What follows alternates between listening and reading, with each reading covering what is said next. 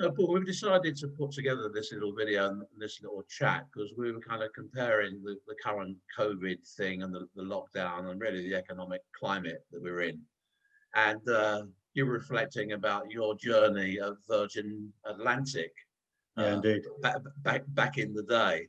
And we went on to have a 10-year relationship with you, helping you with the various issues.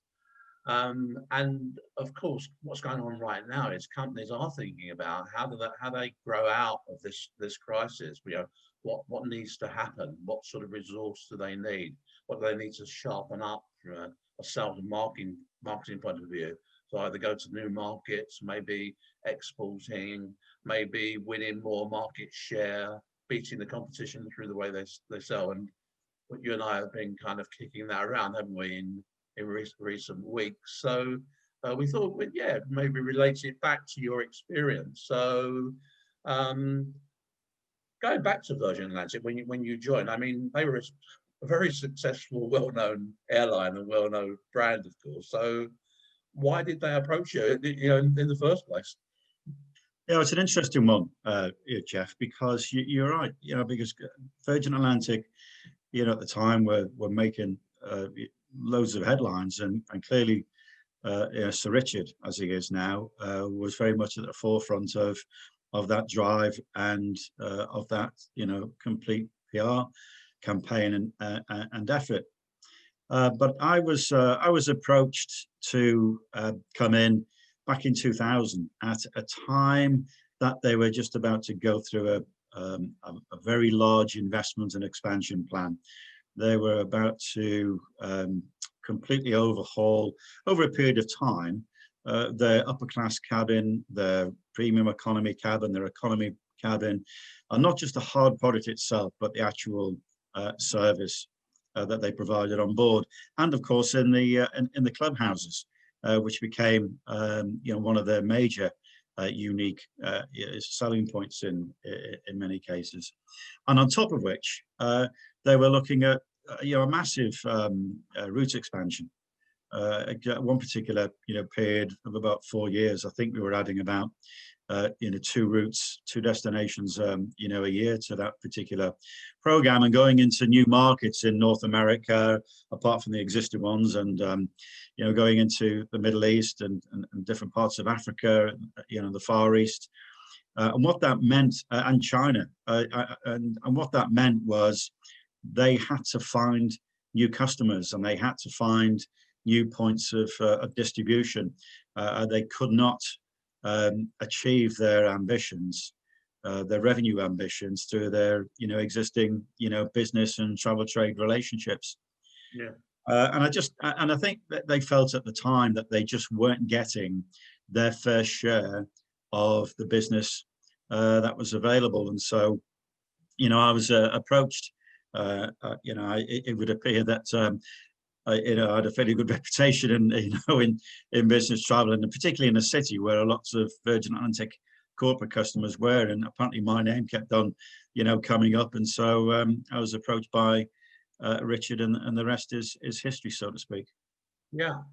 And I remember that you had goals to increase market share, therefore, and to also get the average ticket price up as well. They were 2 main sort of commercial drivers, weren't they, at the time? Yeah, and people of the airline industry who you maybe listen to this will know that, and even then you've got to be very specific with the, with some of the descriptions. Market share is one thing, but the true measure is, market share versus your route share, so to speak. And if you had 19% share of capacity on one particular route, you wanted it, that was your minimum expectation of what it was you wanted, and then you set your levels higher, that in many cases at the time, I think it'd be fair to say, without trying to sound critical, that the market share performance was was average. And also with the average ticket price, it's very, very easy, as some airlines will know, to fill your aircraft with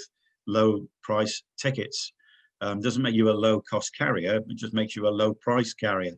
And you had to find ways in which you could be able to justify the price difference with your customers. Now, Virgin Atlantic's product offering was different, to many other carriers, and even with some other carriers where there was a comparative, if you like, set. You as a sales force, you needed to be able to explain the advantages and the benefits to your customers, and I think it was just felt at the time that wasn't being achieved, and so I was asked to come in and introduce a sales culture into the business in order to match the expectations of the business growth, but also to be able to ensure that Virgin Atlantic could justify to the market why it was, in certain cases, it charged more than the competitors, and clearly not to be considered a commodity the way that some people would say that, well, travel's just a commodity, isn't it? You're just flying in something, very, very similar. Well, I used to use the car analogy. Well, if that were the case, then we'd all be driving around in exactly the same car and exactly the same color, but we're not. And when I used to have some of the procurement people I learned a lot from the procurement people, actually. They became good friends, we had a lot of respect, and we both, we learned from each other. When that was put to me that every airline's just the same, isn't it, Paul? So I turned around, I said, quite interesting, because I just had a look at your car park, and you get everything there from a Vauxhall to a BMW. So clearly that doesn't, that doesn't align too well. So that was the challenge, really, was to match not just the expectations of growth, but the significant investment that Virgin Atlantic were about to put into their product and service. And as any good business would do, they wanted to make sure that they could get their return on investment, from their sales and marketing efforts. Yeah. So there you were 20 years ago now, wasn't it? Oh gosh, it is, isn't it? Yeah. Goes quickly. Time flies. Does feel like yesterday, though. After being with American Express for about 20 years as well. 27 years in American Express, yeah. My business school, as I call American Express. Yeah, obviously a great experience there. But so anyway, you came on board with Virgin Atlantic. You said yes to Richard. So what were the initial steps that you sort of took to begin the journey? I just have a firm belief that you have to find out things for yourself. And there was a perception about the sales force internally within the business. And then when you spoke to the guys in sales, clearly there was a very, very, different opinion. And so you just have to, as I've done before in my career, you've really got to go out and test those perceptions and find out for yourself, really. So I just spent a lot of time initially just doing a lot of listening, asking, the appropriate questions, first of all, internally, to ascertain, how things worked. What did people feel? What were the obstacles? What were the challenges? And then going out into the marketplace and getting in front of travel companies and getting in front of the corporate customers with the salespeople, and just doing the same thing, just joining those sales calls, just listening, engaging in the conversation, and just getting a broad view of what I felt was actually going on and whether perception was true. And like in most things, Jeff, as you and I both know, there's a bit of truth in everything. And then there are some things which aren't quite right, but just aren't, if you like, explained, properly. So yes, I could see why, the board wanted to take a fresh approach and introduce a sales culture, because at Virgin Atlantic, the marketing was top class. Let's be honest. I mean, some of the best marketing pieces and some of the best TV adverts that come from Virgin Atlantic. And also the product at the time was, a real challenge. It was a challenger brand, and everything about it was challenging the norm, the existing, and setting new standards. And really that they wanted the sales force to be regarded in the same way. So clearly you weren't the sort of head of sales that was going to fly the desk or have his head buried in spreadsheets all the time. You wanted to get out there. Correct. So like so many sales directors unfortunately do spend too much time at the desk in my experience. But anyway, we won't go there. But so you went out there and you spoke to customers with your sales guys. What did you find out? Well, if we talk about the people in sales at the time, what I found out was that these people were extremely enthusiastic, and they were very passionate about the company, are very passionate about Virgin Atlantic, and what I would say is they knew the product and service inside out. You couldn't fault their knowledge, you couldn't fault their their belief in in the company per se. If you look at from a customer perspective, it was really quite interesting. You had clear, I would call them, the people who actually loved Virgin Atlantic, and the people who needed some convincing for a whole variety of different reasons. And some of those reasons tended to focus around where you could argue Virgin Atlantic had room for improvement, or in certain cases, could never actually get to the point of satisfying, that requirement. So they kind of fell into two or three categories. One would be then these would be reasons why they would not use Virgin Atlantic, if you like. Well, first of all, you don't fly to enough destinations, so it was a route network. Secondly, our travelers absolutely, love the, British Airways frequent flyer program, and so we'll never get them to change. Yeah. And then the third thing, especially amongst the, the leisure sector, would be, oh, well, you're too expensive, and all the other airlines are a lot cheaper. And what I found in simple terms was that the sales team did not have either a story or a set of value propositions in order to overcome those, objections, point number one. And secondly is that they didn't actually know how to overcome those obstacles when faced with them. It was almost like, the end of the conversation. And they had wonderful relationships with these, with these people. Everybody liked the Virgin Atlantic, salesperson. That was never, the issue. But I just tended to feel, I felt that, that they believe the, the propaganda as to the reasons why somebody couldn't do business with us. And that would almost like be brought then internally. Well, the reason we can't get that contract, or the reason we can't get more business after them, is because of this, this, and this. But with regard to what the sales guys were doing then, Paul, what was it? The techniques that they were using, or was there other issues, that something else that were preventing them from persuading people to go over to Virgin? Yeah, I think there are a number of things really. I think one was technique. These people were, as I said, very passionate believers, in the Virgin Atlantic story, and ideally they just wanted their customers to be passionate believers as well. And yeah, the obstacle was when they came across people who weren't and didn't share their enthusiasm for the brand. And it was almost like, how could you not like Virgin Atlantic? And so that was, I think it was like a mismatch. So I think the actual technique, one was the technique, one was that there was just a lacking of any particular, let me call it strategy or set of, set of propositions to be able to address those, and convince the customer that it was something that they should consider, and certainly that maybe their views were not necessarily valid.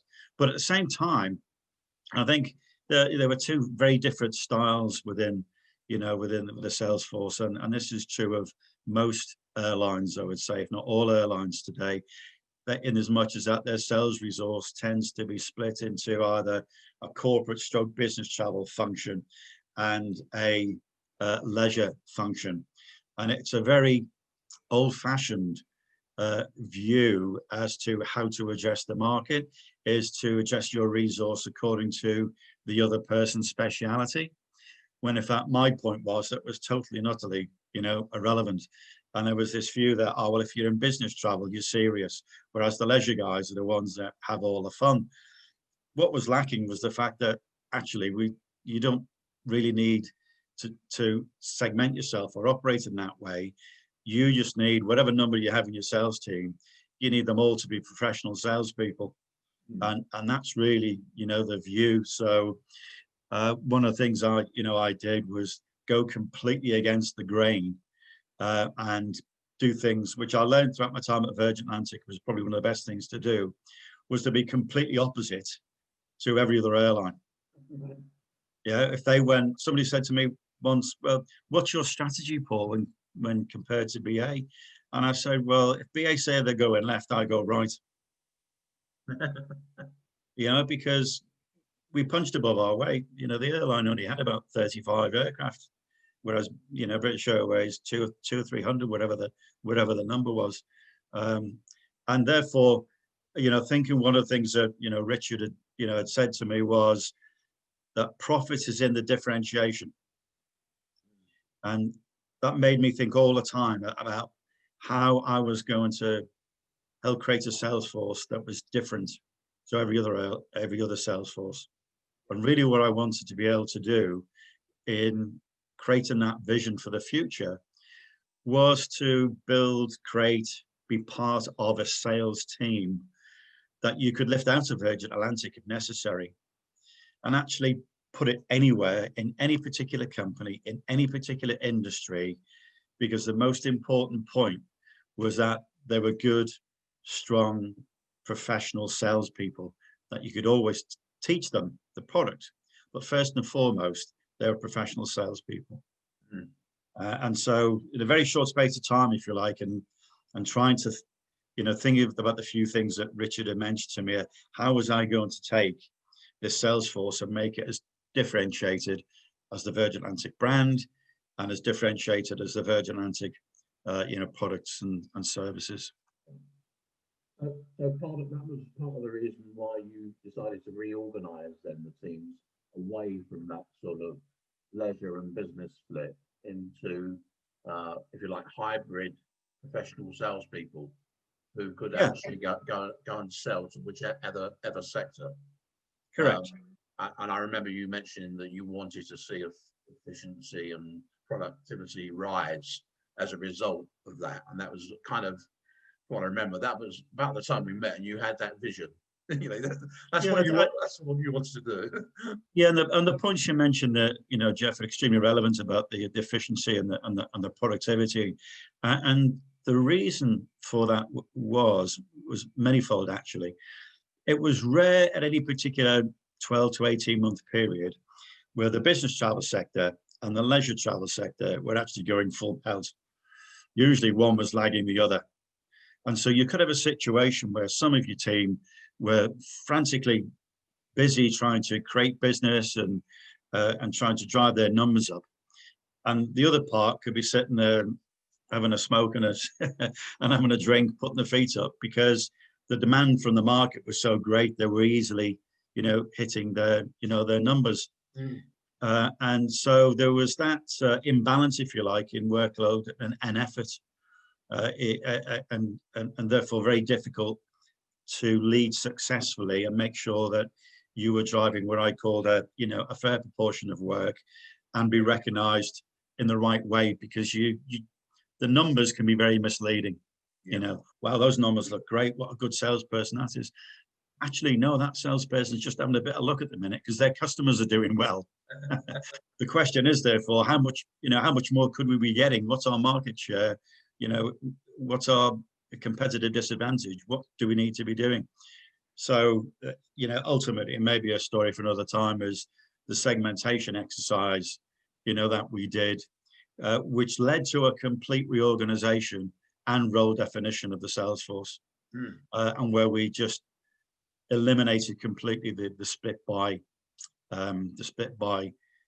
definition of the market in relation to corporate and leisure, and where we applied resource according to the right level of investment, and in order to use the resource in the most successful and the most efficient way, which I know is something that lots of customers, I think, have challenges with.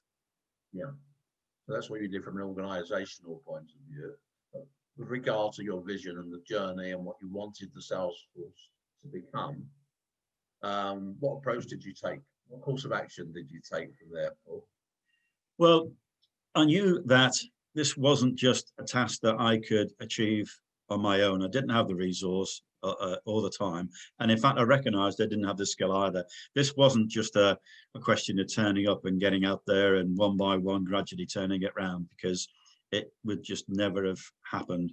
What this became, having thought through the vision and what needed to be done, this became a behavioral change, and basically a business transformation.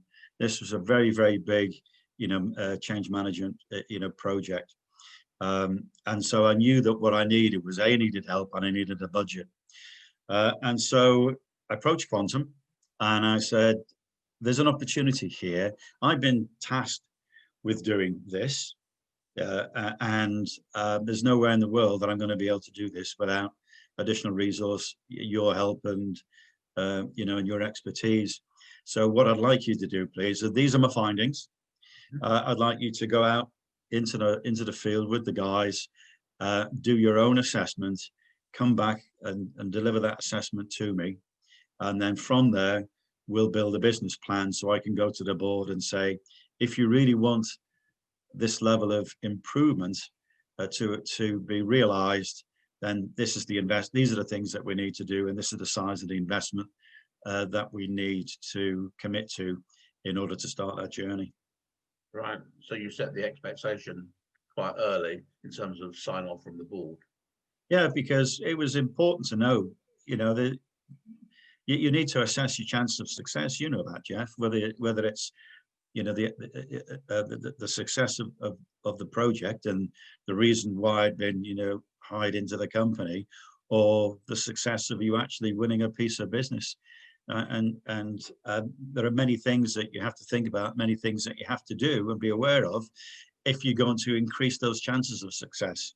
Yeah. And first of all, it was using evidence to confirm what the board thought about what we were doing and why we weren't actually achieving the kind of share that they actually wanted, and to give them confidence that in investing this particular amount of money and in performing the actions they're about to perform, that their chances of realizing the return on investment that they wanted were more likely to be achieved.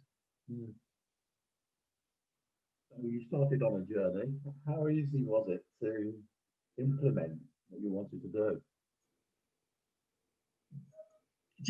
Looking back, it was actually there was a number of things. It was more difficult than I thought.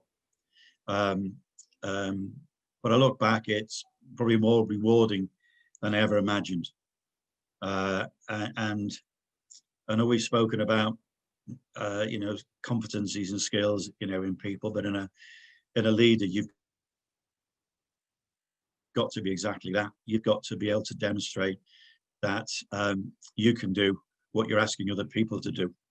And I had to go, and I'd go out and do that. I would actually show to people that I was committed to this, that I could do what they could do, yeah, but that my role and responsibility was ultimately somewhat different. But yeah, Jeff, not everybody wanted to change. Some people were quite happy to be more of a representative, or to be more of a merchandiser, or to be more of how many times have we heard people say it's all down to the relationship, isn't it? Or it's all down to the product, isn't it? When actually it's a mixture, it's a combination of things. But ultimately, you've got to be a successful salesperson, then you have to have the tools and you have to have the skills and the competencies, all in one. For some people, Jeff, people just didn't want to go down that journey. They were quite happy being, something else. And so probably over time, there was probably something like a 25% churn in the early days of people who decided that, much as they loved the company, this wasn't what they actually wanted to do. And for some, you'd think that they go off and do other sales roles. Actually, for some people went off and started up cleaning companies, and some went and opened up tea shops and a whole range of things, because I think it was one of the first times that somebody got them to think about their career and, and about their skills. But what it did do, interestingly enough, is that it enabled us to create a completely different recruitment strategy. Mm. Because in many cases, with airlines, they'll airline people maybe go from one airline to another, and and that's one of the things that we've been doing. Whereas what this enabled us to do, knowing that we had a program of learning and development, and that was a continuous program, because the board just didn't have the wisdom to invest in the plan that we put forward to them as a one-off sort of, this is one-off level of training, if you like, which I hate that word really, but a one-off level of investment in order to get people to do what needed to do. They bought into the idea that you have to invest that every year because it's continuing improving and it's coaching, and you have churn. If you're going to grow, then in certain cases you need to grow that resources as well. Not always, and in fact, over the 10 years, actually the 12 years that I was at Virgin Atlantic, the amount we spent on people investment stayed the same, and despite our level of growth, our level of resource never grew, because we were just that much more efficient, and in the way in which we did our customer segmentation. But enabled us to just look at the attitudes and the desires of people. And you and I both know, we say that we get somebody in with the right attitude, we can actually teach them how to sell. And that's exactly what we've proven. We took people almost like straight out of school in certain cases, or people from different industries, never been in selling, but because they demonstrated in the interview processes and that they had the desire to want to be successful and to learn, it was dead easy to teach. You've got that kind of, and that's what enabled us to be able to, I think, achieve the kind of growth that we did. And even now I speak to the team who've moved on into different jobs, and some are still in the airline industry, some are in hotel industry, and some are actually doing jobs in completely different industries now. And the funny thing is, I find it funny. I want to because I said to them at a very early stage when I described this, I want this sales force to be able to land it anywhere. And one day you're going to need this, because you're going to be in a competitive situation going for a job, and you'll be able to demonstrate your knowledge and skills, and the way in which you're applying a behavior and a set of processes and a way of life to your role. And of course, I heard that all before, Paul.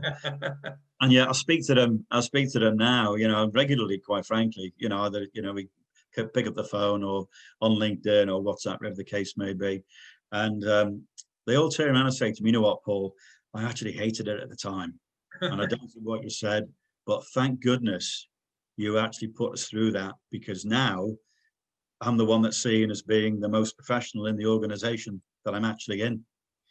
I'm glad that it's worked out the way it actually intended, but not by luck, by a lot of hard work, commitment, and dedication.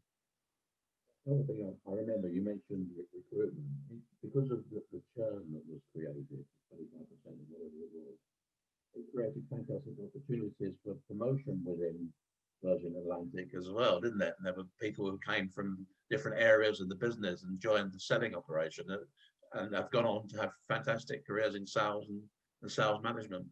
Yeah, it's a great point, Jeff, because apart from the actual salespeople, you then had people in group sales, you had people in sales support that were within my organizational remit, if you like. But additionally, you had people in the contact center, a very large contact center at Virgin Atlantic, and of course you had the crew, and so actually what actually happened was that, apart from just having to in certain cases hire externally, there was now a career path for people within the business. And whereas previously sales wasn't necessarily seen as the way to go, all of a sudden we became an aspirational group of people that people wanted to come and join. So and then the group sales team, and their job basically was to fulfill contracts. Yet if you remember, we put them through the sales training, and I said to them, you don't want to wait for people to phone up to say, I want to take a group of people to Miami.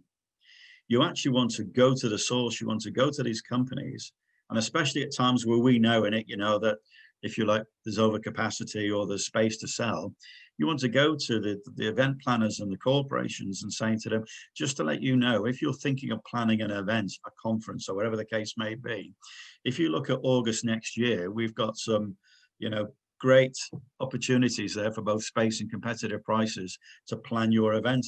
So you moved it from being, I'm waiting for the phone to go in order to somebody to tell me they want how many, they want 40 seats to go to Miami or to Cape Town, whatever the case may be. And we turn them into proactive salespeople who actually were phoning their customer base and saying, just to let you know, think of this destination if you are planning, an event. And also we had some crew that joined us, and the crew who had their own inimitable style and, and characters and fantastic, people, actually teaching them to be salespeople was pretty straightforward. So, yeah, so it's a great way of actually developing your own talent, because we created a development culture, and there was a set program of development, getting the nearest. We all talk about consistency, and making sure that you weren't successful depending upon how good one person was compared to another person. You were providing each of the salespeople with the same stories, the same USPs, the same objection banks. And then it was about down to the individual as to how they communicated that. Yeah. And I'm not sure how many, I just don't know. I've never asked the question of companies how consistent their stories are and how consistent their value propositions are and how confident are they that they're being communicated, in the right way, to potential customers and to existing customers even. Well, there's the good, the bad, and the ugly out there, of course, but there's plenty of scope for organisations of all sizes, including SMEs, to take the principles of what you've been talking about and apply it, to their world in their way. I've been talking about the selling operation itself. What about externally? What was the feedback from the customers? What did they notice? What was changing and what was different? There's a couple of stories there actually. I remember going on a call with one of my sales team, and we sort of had the pre-meeting in Starbucks, as you do, and this is in the city. As we used to. I used to. Yeah. Anyway, I'd said to this young lady, I'd said to her, her name was Claire actually. So I said to Claire, right, what is it you want to offer? And so she told me. I said, okay, have you thought of this? And she, well, no, not really. I said, well, maybe have that as a backup. So we got into it was one of the top travel managing companies actually in the city. So we'd gone in there, and usual 6 or 7 people in the room, and myself and Claire, and got to the point where the proposal had been made, by Claire, and they all kind of looked at each other, and they turned around and looked at me and said, well, we'd like this. What do you think? Will you approve it? So I turned and looked at Claire and said, I don't know, Claire, what do you think? And they kind of like looked, what's he doing? He's supposed to be the boss with the final say. Yet he's turning to Claire and asking her opinion. And she said, yeah, I think I can make that work, Paul. I said, okay, well, there you go. Now, the point of that really was, what they said to me later was, it makes such a difference to have the sales people that they're dealing with empowered to actually make a decision. And what I explained to them is the reason why I'd done that was, Claire's the one that's going to have to make this work. If it doesn't work, then she needs to turn around and say, well, you agree to it, Paul. Whereas what she was doing in that moment was taking accountability with something that she was comfortable with, because we'd agreed it anyway beforehand. But even so, there were many occasions when I'd say to people, listen, you do the deal. If it fails, I'm not going to give you a hard time over it. If it fails, then you've just got to be accountable for the fact, that it's actually failed. I'll do my best to support you, make sure you got the tools and everything to, to make it work. Of course, there were guidelines, but it's very different from the way many airlines operate, which is why here's the deal, take it, give it to your customer. And if they don't sign it, they haven't got a deal. And it's really, quite as simple as that. So that was one example. Another one, though, was that I was at an event with a number of customers, and it was a bit, a quiet moment. And this customer turned around, corporate customer, business customer turned around and said, "Who does your sales training, Paul?" And I said, "Well, we don't actually do sales training." I said, "I'll explain a comment in a minute, but why do you ask?" At which point then, a number of other ears pricked up. And this gentleman turned around and he said, "Well, your salesperson comes in to me and asks me questions about my business and about what it is that I need. And then they go away. And about 2 weeks later, I get another visit, and then they'll ask me some more questions. And then summarize what it is that they think they understand so far and check with me. And then they go away. And around about the third time, they come back in, they ask me a couple more questions, and then I'll get a proposal as to why they think it's good that Virgin Atlantic are part of the program, or why they think that we actually need to do something a little bit different. So he said, it's quite a different experience from all the other airlines. So I said, "Well, what's your experience with other airlines?" So he said, "Well, they tend to come in and offer us discounted prices on routes we don't fly to." And I know that probably sounds like an exaggeration, but they were his exact words. And then the rest of the people, in the room turned around and said, "Actually, Paul, I have to say that's our experience as well. Your guys, are very different in the way in which they, in the way in which they approach us." So that's when I started to get a nice, warm and very proud feeling of my guys, basically, that they'd taken the learnings and they were clearly applying it. The objective you had right at the beginning was to differentiate Virgin Atlantic through professional selling. Yeah, it must have been great to get that feedback. Yeah. But, I mean, what about the competition though? Did you ever get any comments or any feedback from the competitors? Yeah, well, of course, it was very, you have to be very aware of competition law, and as such, therefore, you have to be, when you did bump into your competitors, at events and one thing and another, you have to be very careful about what it was you spoke about, and very much what you didn't speak about. And I remember this country manager from an international airline came up to me one day, and I won't do the accent because it's probably a bad accent. And I also give away, which country it was. But he said to me, "Paul," he said, "it was all relatively straightforward and easy before. Then you came along and you changed everything." He said, "Now we've got to follow, and we've had to change everything." He says, "Because before, not many people were actually talking about Virgin Atlantic. And no matter where we go now, everybody's talking about Virgin Atlantic." So I think, again, that was just an example of how we'd increased the activity, but increased the level of professionalism, and certainly do what Virgin Atlantic did very well, which as a business and as a company and as a brand, which is to punch above its weight. Brings me really to my next sort of thought, and that is, at the end of the day, what sort of impact did it have on Virgin Atlantic? What were the results, in other words? Well, many different ones, but in the main, all the vital stats that they were looking for were achieved. Be that an increase in the average ticket price, as we mentioned earlier, an increase in market share over route share, increase in numbers, increase in contracts, both with corporate customers and in relation to the travel community, because we're flying to new destinations, and so we'd signed up a whole range of different travel companies. So and people were, you could say, "Oh, well, you've grown with with the market," and I would point to where the differences were in that particular sense, which is again market share.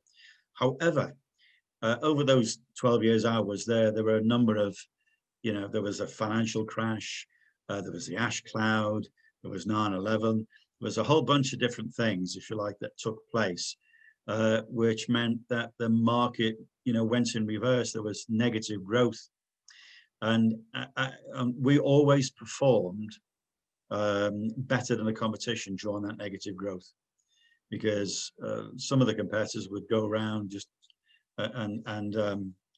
just it's the situation's bad. What are we going to do? Whereas we would always go in and start to renegotiate deals. We'd go in and just be positive. And so I think in that sense, the proof is really when the market's performing badly, how are you performing, versus where it can be hidden a little bit. If the market's doing really well, there's very little praise around. Oh, the market's doing well.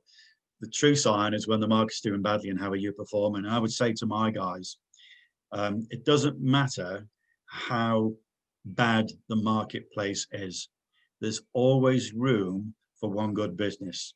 We've just got to make sure that we're that one good business.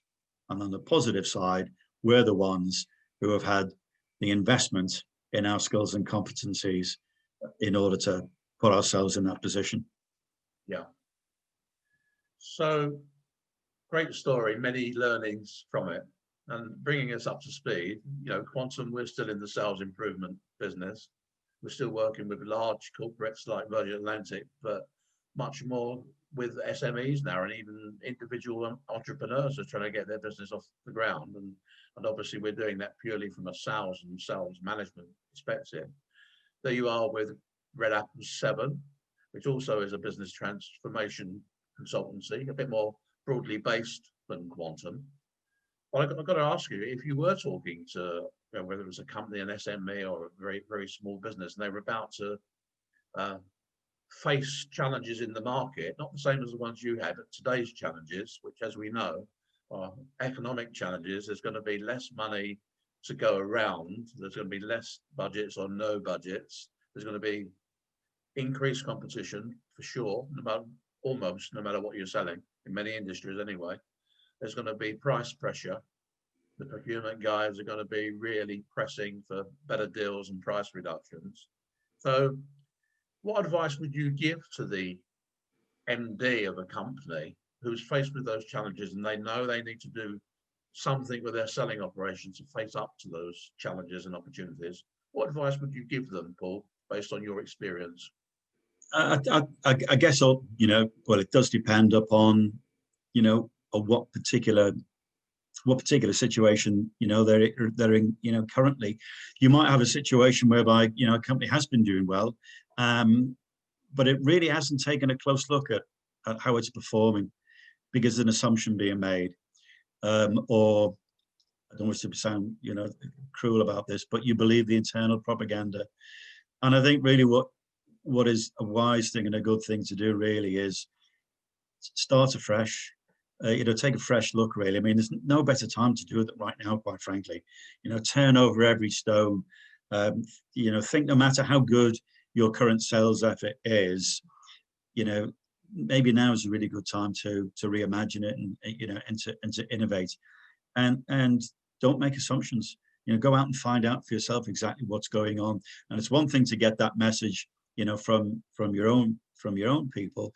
But the other thing now, I think, is to get out, and if you're not doing already, and have some dialogue, or a lot of dialogue, with your customers. But I think it's really important also to have your own vision about what it is that you want to achieve, and you got to. It's not just a question of don't do training. May sound daft me saying that, don't do training, but training is like a 2-3 day course. Most of it will be forgotten. You're talking about behavioral change, and you're talking about a culture and a behavior, and that's a long-term project, but it's something that you have to believe in, and you've got to be able to lead the way. It's not a cosmetic exercise. You're really going to be that successful. I mean, I've known people, as I'm sure you had, Jeff, who said, yeah, but we're doing really, really well. And then ask the question, okay, well, how much cash are you leaving on the table currently? Yeah. And they don't know. No. I said, well, there's a problem for a start. If you don't, you may be successful, but how much better can you actually be? If you don't know how much you're leaving behind, then that actually is a challenge for you. So I think it's a number of things. It's don't assume that everything's fine, even if it is, and turn over the stones and look behind the numbers, because the numbers, may be absolutely fantastic, but maybe the selling operation could still be even better. But I think you have to have a vision that people want to believe in and will want to be part of, and it has to be something that they know themselves will make them better, in the future. It's part of their development. And I always put people development in the top 3 reasons why people, wanted to work for a company. So I would have people come to me, Jeff, and offer to resign, and I'd sit down. I would never try to talk them out of it. I'd also turn around and say, have you thought about this? Have you thought about that? And okay, well, good luck. And they'd look at me, well, you're not going to counter offer? Well, no, because I don't think there is anything else that, that we could offer you here. But in lots of cases, it was the fact that some people just really wanted to, and they realized that they were going to get better, and that they would, and especially explain to them you're in a competitive environment with other people, because some of them hadn't thought about that. So you're competing against other people, and you need to be able to demonstrate, your success. So here's a really good place. And I'd say to them, listen, if you're not being poached, if you're not being headhunted after 5 years of being with me, then one of us has failed. That's a good analogy. Yeah. Yeah. And unfortunately, some people say, why would I want to train people? Because I'll only go and lose them. And I'd say, well, you'll lose them anyway. Or why would you want people who underperform and be within your organization? So I really am a firm believer in and I get a buzz out of helping people, sort of achieve their ambitions and improve themselves. And don't look upon training as a cost. Don't look upon the amount of money that you spend on developing your people, as a cost. Put it down as a people investment program, and a performance improvement, investment, whatever. I think it may sound semantical, but I think having the right phrase for what you're trying to achieve, what the benefits are to the people who are going to go through the program need to be clear, and also those around you within the sales leadership, within that group really need to be bought in on this, because it only takes one person to unravel the whole situation. And so it's not easy, and it is hard work, but I have to say it's very rewarding. It's one of my favorite, in my 47 years in corporate land, or in working, if you like, it's probably one of my favorite stories and favorite experiences, because we actually did achieve a lot when the odds were stacked against us, really.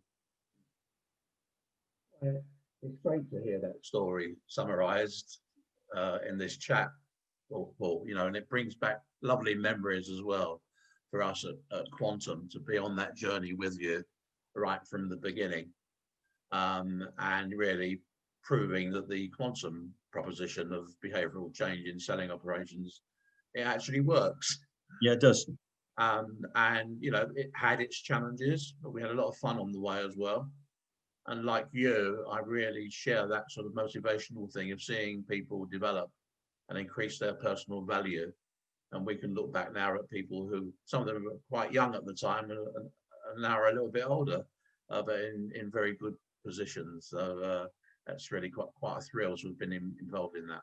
Yeah, I think the really pleasing thing for me, Jeff, along that line, is when I see people who would say they're an airline person or a travel person, and they're now working in the NHS, or they're working in telecoms, or they're working in the communications business of some description, or they're working for confectionery companies. They've done exactly what it was we spoke about back in 2000 and 2001 about learning the professional skill of selling and being able to work in any environment, being cross-transferable in that case. And especially now when so many people are out of work, in the travel industry, it's heartening to see that those people have had the capability to go into other industries that have been unaffected, you know, in that sense, and provide a living for them. So I do take a lot of satisfaction from that.